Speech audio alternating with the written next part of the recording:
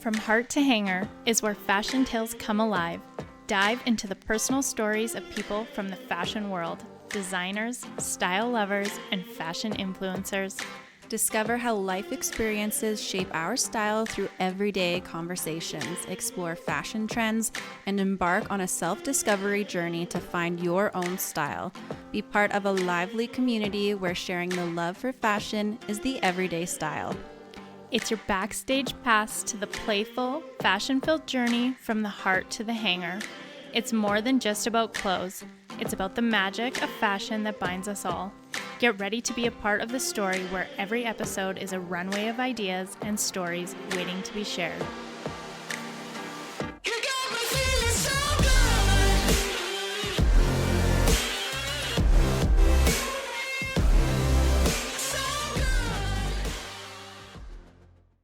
Welcome to the very first podcast of From Heart to Hanger. I'm Britt Smith, and my co-host is the brains and beauty behind her brand, ARIANNA Andreas, Paige Andreas.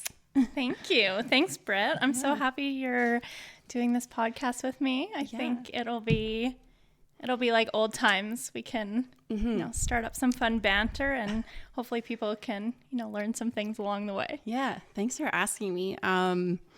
Paige and I kind of go a little ways back from our dance days. I think that's what you said. Yeah, I think elementary school would probably be the first time we competed against each other. Right. We were competitors. Yes. That's right. Those Swift Current girls, they always had the one up because they got to, rehearse way more than us. Yeah. That's the disadvantage of living in a small town of Maple Creek. Yes, Maple Creek. Yeah, so you actually went to school and grew up with my husband. Yes. And then I went to high school with your husband. Oh my God. I never even thought about that. Yeah. That is hilarious. Mm-hmm. Yes, because your husband's from my town and my husband's from your small city. Yeah. Pretty cool. That's funny. Yeah. Yeah.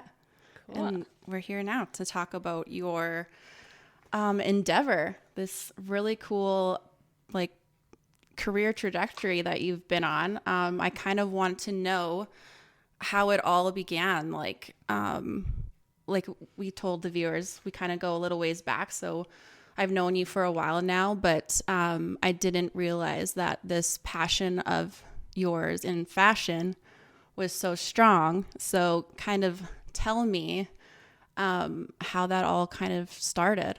Yeah. So you know what? From as long as I can remember, I have always been obsessed with fashion. One of my earliest memories is inviting friends over for sleepovers and then being like, okay, guys, guess what? You're getting makeovers and then we're going to walk the runway. That sounds like the best sleepover ever. Why wasn't I invited? And you know what? Most of the time, people were down for it. There was even times where there was family reunions, and we won't mention names, but the boys got involved. Love it. Yeah, and I don't know. I think they might be a little scarred to this day, but, that was really in that point in time, my family was like, okay, Paige loves fashion, anything to do with fashion. So actually last night I texted my mom, and I was like, can you remember the first time you felt like fashion was something that I was interested in? And she said basically from the time I was very little, I was always putting my outfits together, telling everyone else what they were going to wear, doing their hair, doing their makeup. And then she even said from probably grade 5, 6, I was requesting to wear heels to school. And I wanted my own money so I could pick out my own clothes.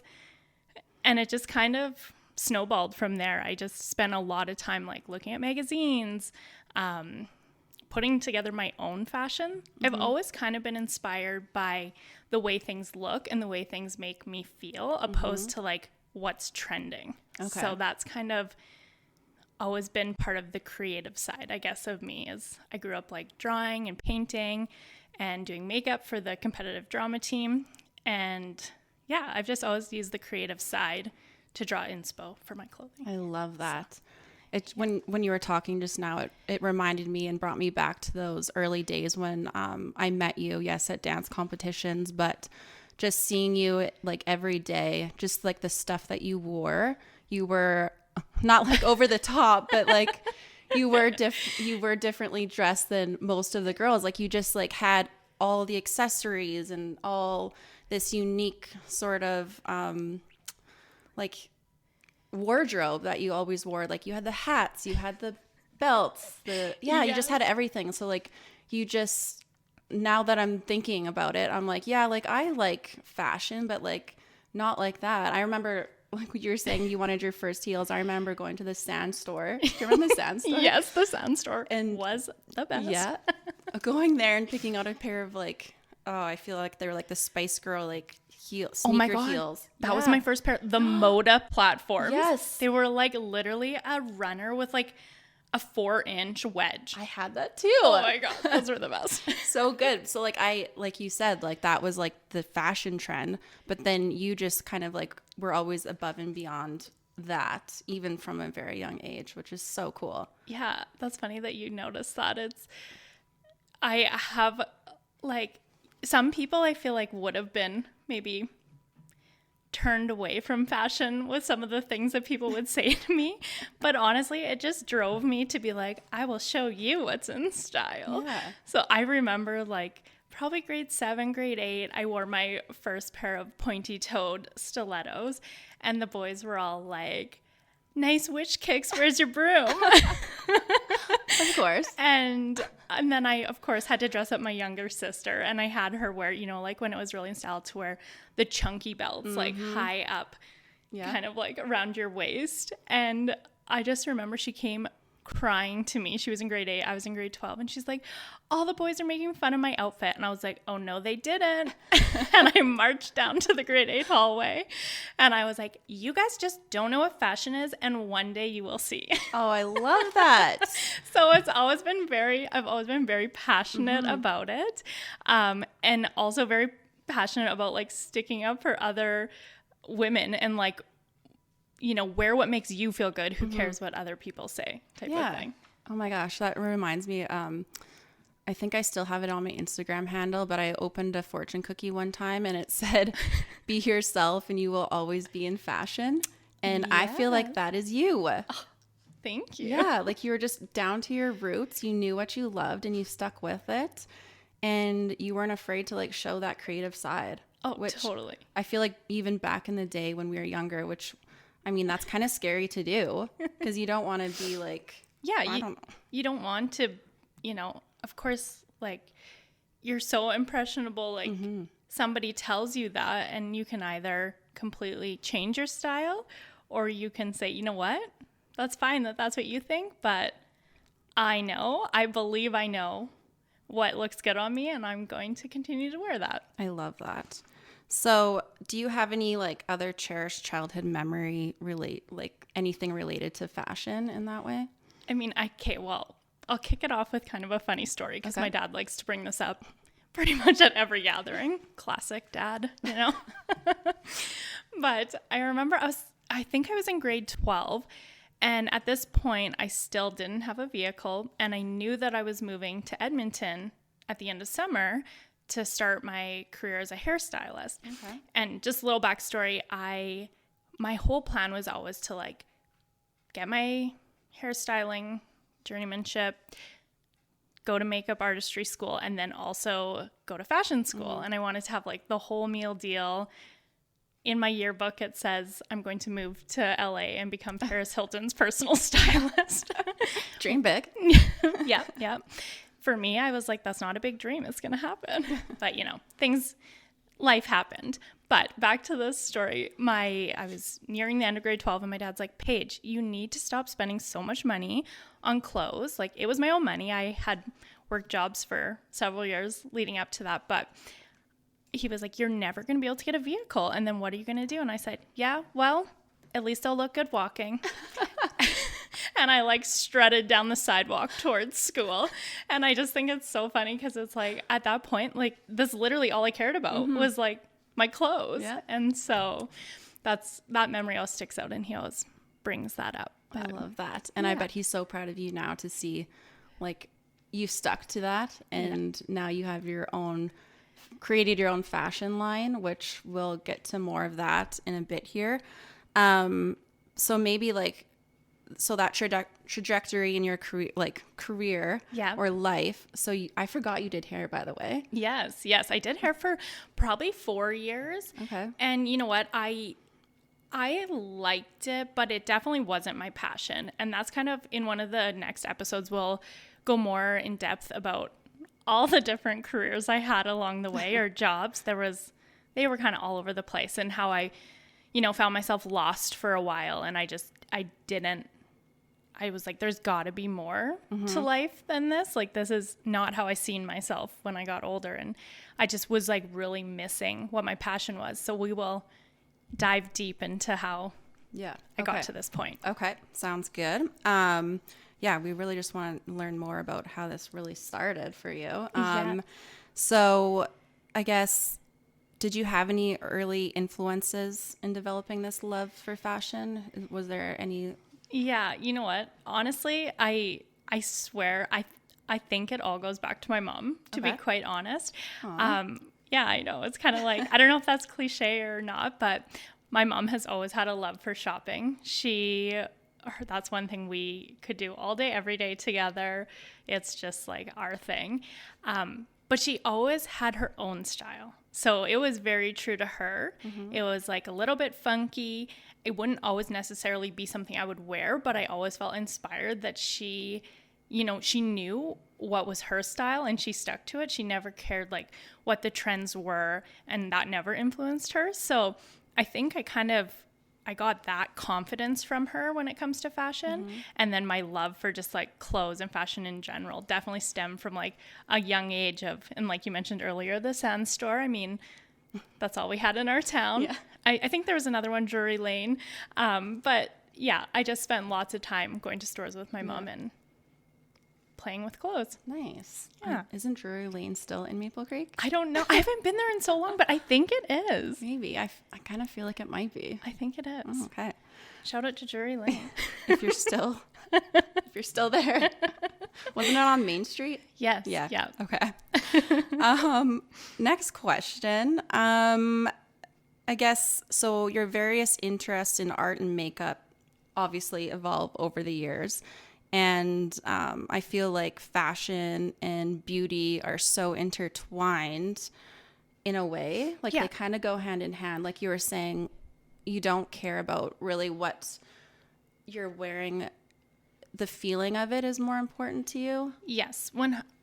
I feel like the beauty and the fashion industry are like, they do go so hand in hand, right? Like there's no runway show without the makeup artists and without the hairstylists, and there's no like it goes both ways, right? So I just feel like it's a very creative field, and a lot of times people do more than one of the things throughout their career. Yeah, I don't know. Yeah, like beauty I feel like is more than skin deep, and I feel like I'm wearing one of your pieces right now. Yes. And I've had the privilege of wearing some other pieces, which we'll probably talk about later, but just it feels so good on your body, and it makes me feel just more beautiful and, I don't know, powerful and yes, and elegant. I'm glad you brought my mind back to where we're going. We were joking earlier about how we're both like moms to younger kids, and we joke that our head feels like it's full of a bag of rocks. So thanks for bringing me back. The mom fog is real. So yeah, like that is, I guess that if you were to take my brand, that's basically everything it encompasses. Is at the end of the day, I want women to feel beautiful, and I truly believe that clothing can do that for you. I feel like if you wear clothes that fit you well, they make you feel good, it can completely change the way you feel about yourself. So that has always been my goal with creating the brand, is to allow other women to understand how powerful clothing really is. Yeah.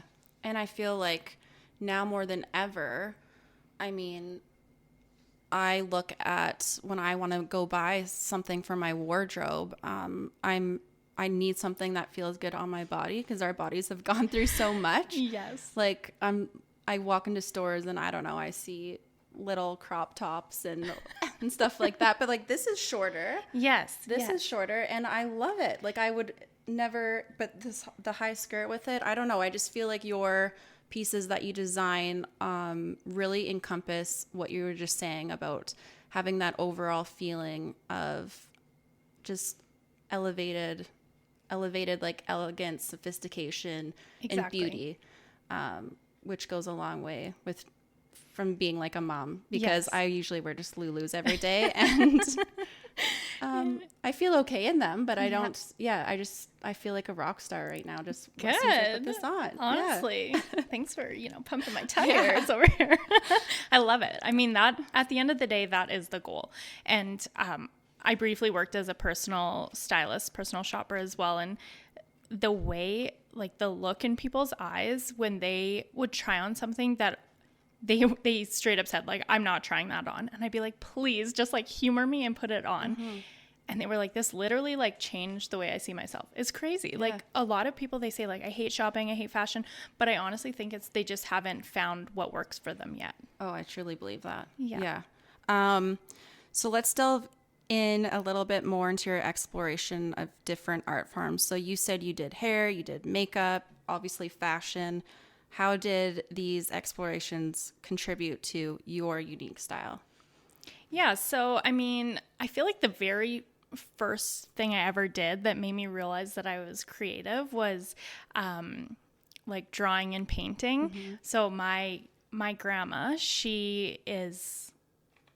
like a local artist, and she has always been like influential to me in that perspective. Like, I would spend time at her house and I always had a sketchbook in front of me, like whether I was watching TV or whatever it was, I was always drawing.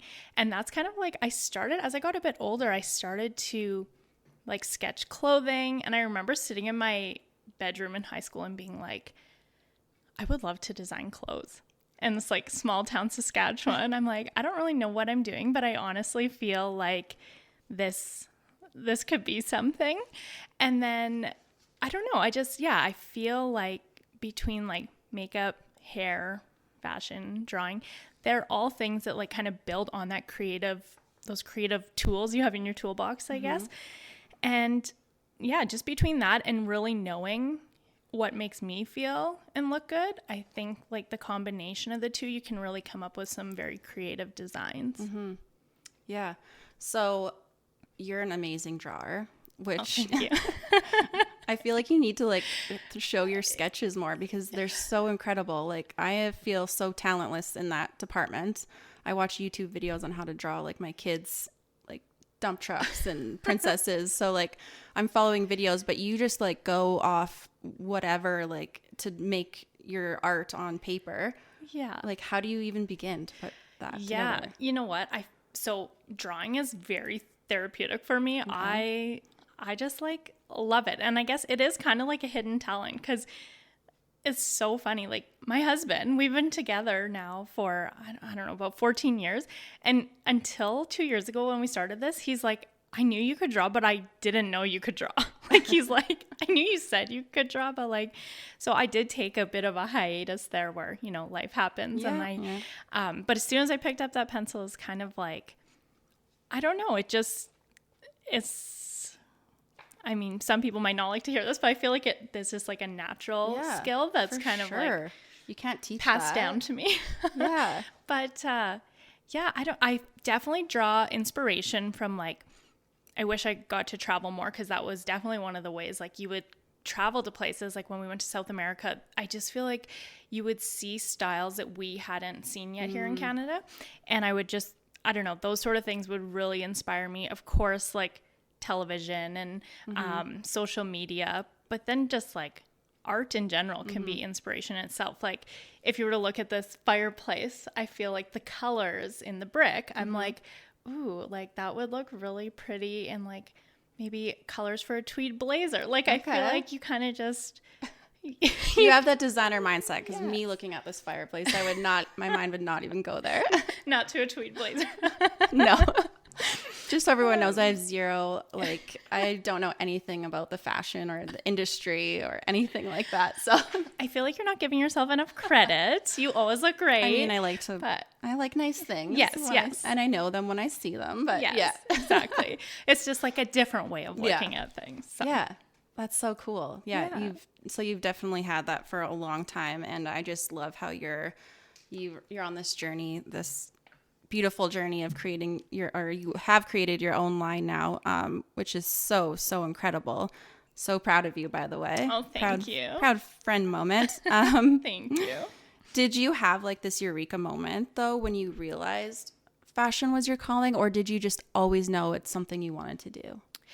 Or did you have other dreams? Like, I don't know. Yeah. You know what? I try to think about that all the time. I'm like, was there like this specific moment where I was like, wow, fashion is my thing? I honestly think it's just always been a love of mine. I don't think I knew that I was going to be a designer right away. Like I knew that when I think about like what makes me happy, what's my passion, I really believe in taking like your passion and turning that into your career, because then you don't feel like you're working, and isn't that everyone's goal? Right. Totally. So yeah, there's just so many times where there was like little aha moments and I was like, yeah, I think this is it. But the biggest one really happened when I was, first time stay-at-home mom. COVID happened. And honestly, like that was definitely the lowest and the darkest place I've ever been in my life. We lived on like the 23rd floor of a condo in a city where our parents didn't live, and my husband was at work all day, every day. And it was just like, I felt so secluded. I've always been such like a people person. Yeah. I like express myself through clothing, but I've been like living in pajamas for months. Your worst nightmare. Exactly. My daughter wasn't the easiest of babies. And it was just like, I remember thinking to myself, like, is this literally, like, I imagine myself, like, oh my God, I feel like I'm getting, like, teary-eyed. But I always, like, my high school self, I was going to be Paris Hilton's personal stylist. Right. So I'm like, and there's nothing wrong with being a stay-at-home mom. That is, like, I honestly, at one point, I thought that was my dream when none of these other jobs were working out. I was like, that has got to be it. But for me, it just wasn't, and I needed something more. And that's kind of that moment where my husband actually said to me, he's like, Paige, like, what makes you happy? And I was like, honestly, the only thing that makes me happy is shopping. Like, I was like in a mood, right? And I'm like, and I don't have enough money to be shopping every day. So like, I don't know what to do about this. So he's like, okay, well, how can we like take your passion and make money doing it? Yeah. And then I was like, I'm just going to start sketching. And like, I'm like, remember when we used to go out for dinner and like pre-kids and we'd, have a little too much wine. And I'd be like, one day I'm going to have my own clothing line. And we would like kind of create this little, like fake world, I guess, of like what that would look like. But I never truly thought I would get to do that. And so then when he's like, you know what, we're just doing it. We're going all in. I believe in you. Let's just do this. Oh, I love this. And within like 2 weeks, we had started. It was crazy. That's so cool. That I feel like was like the biggest moment where I'm like, okay, this is what I'm doing. We're doing this. Yeah. Going all in. Yeah, all in. Oh, I love that. So like obviously family support and the support from your husband was super empowering for you. Yeah. And just from a young age, your parents knowing that was your passion. What else can you say about just that support? Like, yeah, I mean, it has been like overwhelming in a good way. 'Cause of course you think like people are like, oh yeah, like everyone wants to be a fashion designer type of thing. Or, I never once had any doubt from like our immediate family. In fact, like my younger sister, Sloane, she actually started like crying when I told her and showed her my sketches. She's like, I'm just so proud of you. I always knew that this was like something you would do. And it was like, and yeah, just seeing people's reactions to my sketches, it like definitely propelled me forward to be like, okay, this is meant to be. Like, I need to keep going. And just seeing like my parents and Keegan's parents, I can just tell, you know, like they're proud that I'm doing something that I love. And my friends have been amazing. Like, even you wearing my clothes to like an event, my friends coming to photo shoots with me, like, and it's all unpaid because I'm starting, right? So it's like it's people purely helping because they see how passionate I am about this career. So that and your clothes are amazing. Well, thank you. Yeah, the jacket, the pants, the shirt that you want me to wear to the event, I can't tell you how many people came up to me and asked me about them, specifically the jacket. Okay. I feel like we can maybe talk about we'll that talk maybe about in a later that. episode, or Yes. I don't know, or now. I think we should save it. We'll save it. Okay. We'll save it for a future episode, but I definitely want to hear what people said. Yeah. And that is definitely one of my favorite designs. Maybe we can, in a future episode, talk about. It's so unique. What's the name of the jacket? So that one is the Gemma jacket. The Gemma jacket. Yeah, which is my second daughter's name. Yes, love it. It's just so, it goes back to like what we were talking about, your early days of just being unique. I've never seen a jacket anything like that. You guys can like go online, or maybe we'll link it in the notes that you can like go and look at it, because it is so stunning. I wanted to ask you maybe do one more thing maybe before we end this podcast. Maybe we want to like go over what I'm wearing that you dressed me up in today. That is a good idea. And then we can end on that note, because I feel like everyone needs to know how beautiful this is, and it feels beautiful. The material is thick, but I don't know anything about fashion. I've already said this, so you do the details. And oh my God, I shouldn't admit this, you know, on camera, but I've ran through so many different names. Okay. I'm blanking on the name. So that's sorry, okay. guys. It's the mom fog. So we will tag that. Yeah. Yes, I know. Very, very, that's okay. You have a lot of pieces now, but so like they're hard to keep track. Yes, but this outfit is actually made out of this material called Eco Viscose, and it is basically as soft as cashmere. The quality is amazing, and you can actually wash it in a washing machine.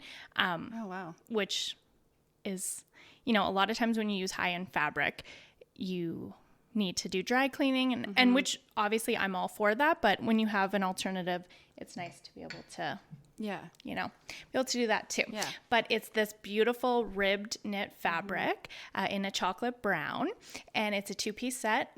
You can purchase it separate or together. So we do have that option. Oh, I love that. Like if you just want to wear it cropped with like high-rise denim and the Gigi leather jacket, that would look really cute. Yeah. It's a great work transition from like work to evening wear, I think. It's very stretchy. So like, do you find it kind of like molds to your body? So I feel like the sizing, there's like definitely lots of room for like play with the outfit. Right. What else can I tell you about honestly, it? Like I put it on, it looked so small on the hanger. Yes. And I put it on, and you know, like we all got some hips.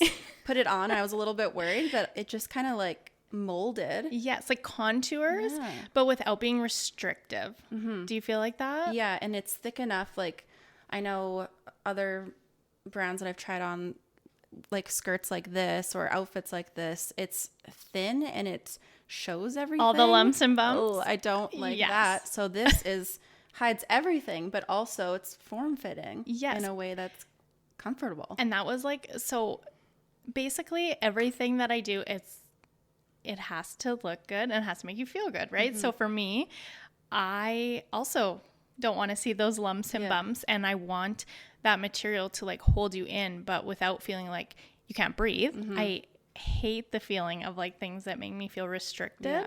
But I also don't want it to be so thin that it's like see-through, right? Yeah. So it's very comfortable. And I should mention that this latest collection is all made on 3D knitwear machines. So it's completely seamless, which is supposed to help with like the lifetime it will have in your closet. And then it's also zero waste and everything's made to order. So we basically have the samples made, and we'll go more into this in future episodes too. But if you've seen this outfit online and you purchased it, with under 2 weeks, it's made on the machine and shipped to your door. No way. So it's amazing. Where's this machine, like in your bathroom? I wish. It's actually in Brooklyn. Okay. So it's made in the U.S. Okay. Yeah. Designed in Canada and then 3D somehow seamlessly made in Brooklyn. Isn't that crazy? It's so crazy. I want to learn more about that, but we can save that for another time. That's true. And then I'm wearing the Olivia cashmere sweater. I have been wearing this on repeat. If you follow me on social media, I think this is like the third or fourth time I've worn this in under 2 weeks. So. Nice. And it's like so it hasn't cozy. stretched or anything, because I've bought cashmere before and it like stretched, and I'm like, well, there goes that. Exactly, right? No, it's retained its shape really nicely. It's so soft. It is like, I don't know, feels like you're wearing butter. Mm-hmm. I love it. And I should also mention that most of the pieces are available in several colorways. So if you don't feel like this color is right for you, we're also going to have it in black and a cream off-white color. Nice. So this looks like the fireplace inspiration color, maybe. Yeah. I mean, I'm a neutral girl through and through. I feel like it's a great way to start a closet is with like your basic neutral palette, and then invest in those pieces. And then you can kind of, maybe not spend as much on those fun pieces to like change out your outfits season to season. Yeah, I love that advice. Yeah. Cool. Yeah.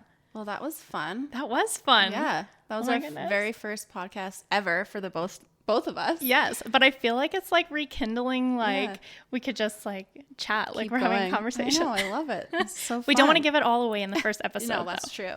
Okay. So we've journeyed through Paige's early inklings of passion for fashion rooted in a creative and stimulating environment. Yet, the path to realizing your true calling wasn't straightforward and came with its own set of challenges. So next week, we'll uncover how Paige navigated through various careers before the idea of ARIANNA ANDREAS started to take form. Yeah. And you know what? We will be putting this podcast up on YouTube. We'll also be posting it to our social channels. So we would absolutely love to hear your guys' feedback. We would love to hear, little stories about what your passions were as, in your younger days. And if you followed through with that, any sort of story you want to share, we would love to, get engaging with all of you guys. And if you have questions for future podcasts, please submit them.